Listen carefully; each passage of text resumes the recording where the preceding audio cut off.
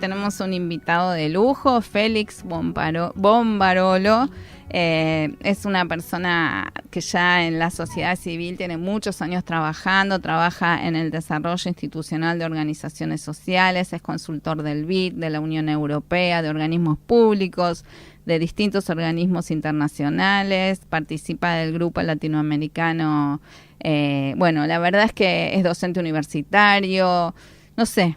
¿Qué tal? ¿Cómo te va, Félix? A mí muy bien. ¿Y a vos, Alicia? Dije más o menos... está bien, sí. Soy uno que trabaja de esto. Sí. Escribe libros, poesía, cuentos, no sé. Hablamos de literatura, si querés. Dale. Pero bueno, es un programa de sociedad civil y de personas que cambian el mundo, ¿no? De innovación.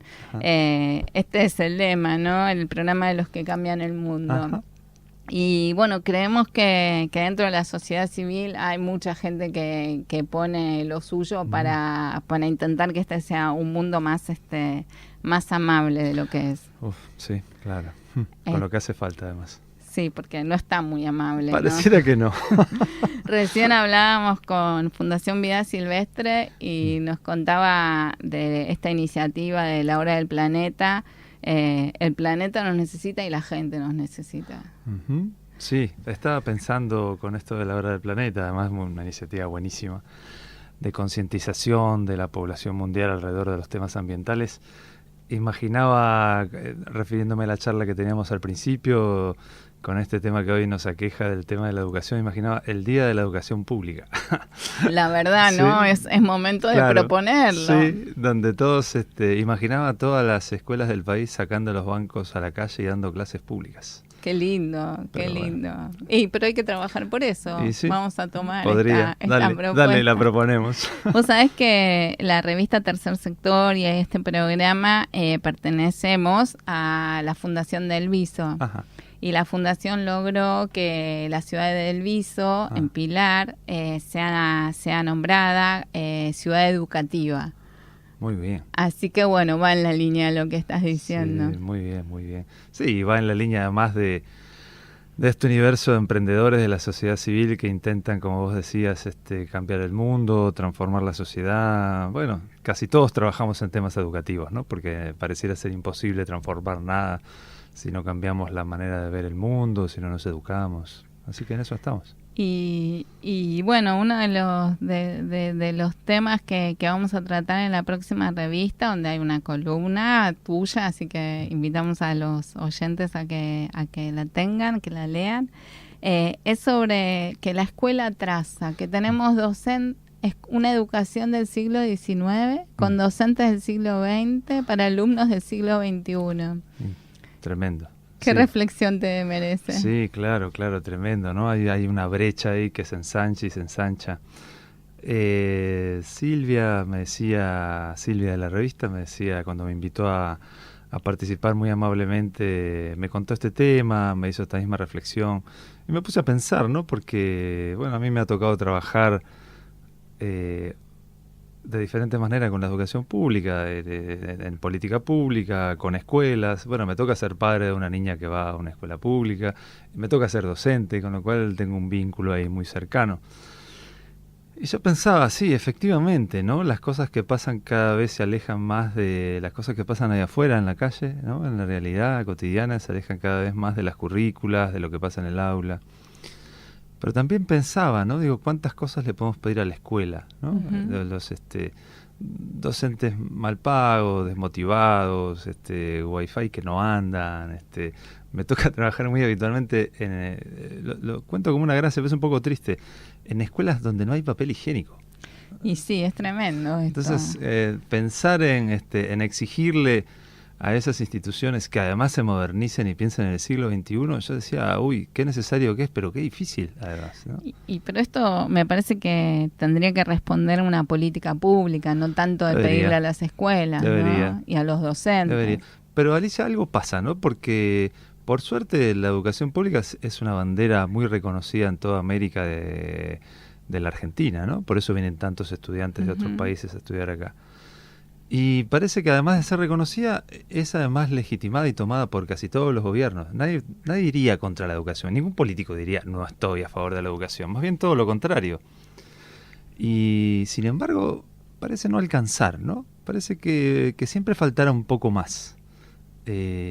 Bueno, algún día le pondremos el cascabel al gato, ¿no? Y tomaremos la delantera. Siempre cuento un caso que a mí me resultó muy, muy resonante y que me parece que va en esta dirección, que es una experiencia de una ciudad latinoamericana que es muy reconocida en el mundo de los que trabajamos en el desarrollo social, que es Medellín, que atravesó situaciones bastante más difíciles que la Argentina y que de pronto logró recuperar cierto nivel de ciudadanía interesante.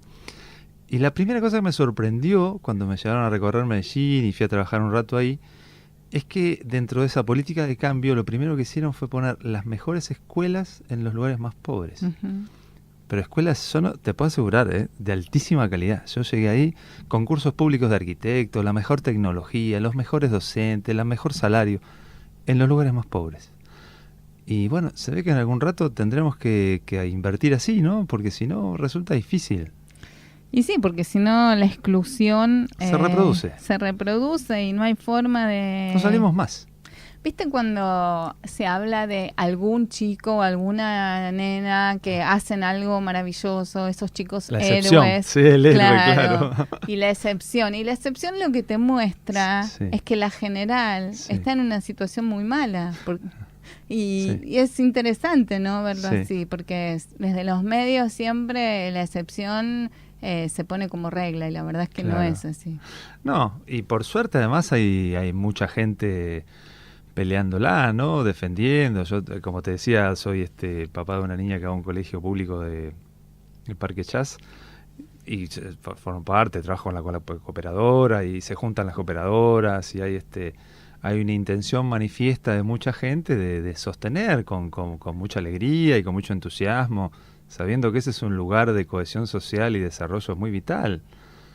Pero bueno, falta un poco más. Sí, yo también soy mamá de un nene que va a la escuela pública.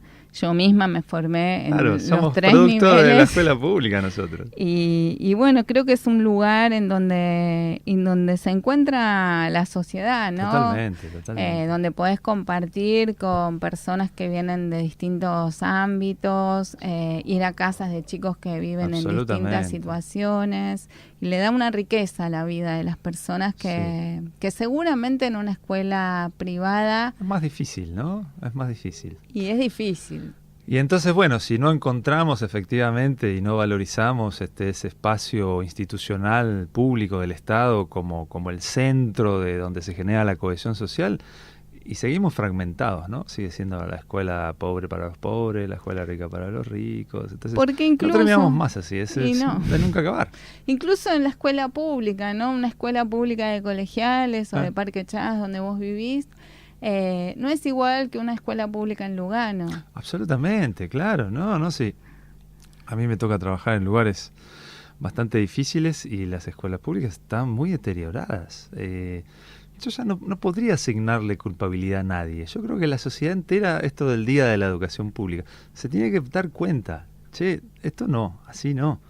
Hay que aumentar la calidad, hay que aumentar la calidad de los docentes, el estímulo, los docentes absolutamente desmotivados, ¿no? A mí me gustaría, como docente, mucha más motivación social, mucho más estímulo, mucha más capacitación. Pero no, el sistema en general está como achanchado, ¿no? Y descarto que todo el mundo que llega a los lugares de poder intenta modificarlo, pero se ve que no alcanza, se ve que todavía nos falta un poquito más. ¿Sos un optimista? Yo soy, sí. Yo soy. Bueno, y que si no, ¿qué? Cerramos la cortina, nos ponemos una verdulería. Sos un optimista en el sentido de que pensás que los que llegan a situaciones de poder en los ministerios de educación realmente están preocupados por la educación pública. Y Alicia, algunos debe haber, ¿no? Yo no sé si todos, pero algunos debe haber. Sí, yo conozco, a mí me ha tocado transitar en ámbitos, en diferentes momentos de la vida política argentina, por ámbitos públicos del Ministerio de Educación, en diferentes momentos, diferentes ideologías. Siempre hay gente que quiere efectivamente hacer, pero es que hace falta más. Y sí. Y hablando un poco de otra de tus de mis hobbies. De tus hobbies, de tus sombreros, iba a decir, que es la sociedad civil y los organismos internacionales. ¿Cómo ves la sociedad civil vinculada a la educación? ¿Cómo la veo? Bueno, a ver, hay ahí como una como una fragmentación también, ¿no? Nos pasó esto, Alicia, nos pasó que en los últimos 30 años, y además yo tengo memoria de lo que pasó en los últimos 30 años por haberlo vivido, la sociedad se fue como fragmentando, haciendo como compartimentos estancos. Se fue como perdiendo esa imagen o esa idea de totalidad y se fue fragmentando. Y a la sociedad civil le pasa un poco eso, ¿no? Uh-huh. Tenés algunas organizaciones muy tecnificadas, muy de asesoría técnica, muy de altos ingresos, muy de hipertecnología. Y tenés un montón de pequeñas organizaciones sociales que la luchan día a día en todos los barrios y en ambos casos trabajan por la educación pública. Necesitamos juntarlas. Necesitamos ver cuál es el espacio donde efectivamente la sociedad civil, las organizaciones sociales que efectivamente luchan por una mejor educación pública, se juntan en una mesa y le pegan juntos para adelante, ¿no? La cooperadora, la organización vecinal, la hiper ONG tecnológica de alta alcurnia, todos, sentémonos, a ver, organicémonos, como dice el Bueno, cuento. entonces ya tenemos dos propuestas en este rato, ya tenemos, ¿no? El Día de la Educación Pública y la Mesa por la Educación Pública de la sociedad civil. Bueno, me parece que ya por esta primera parte de la entrevista dale. Tenemos un par de ideas para seguir trabajando. Avanti. Tenemos acá otra vez al maestro Cueli que nos va a regalar una canción.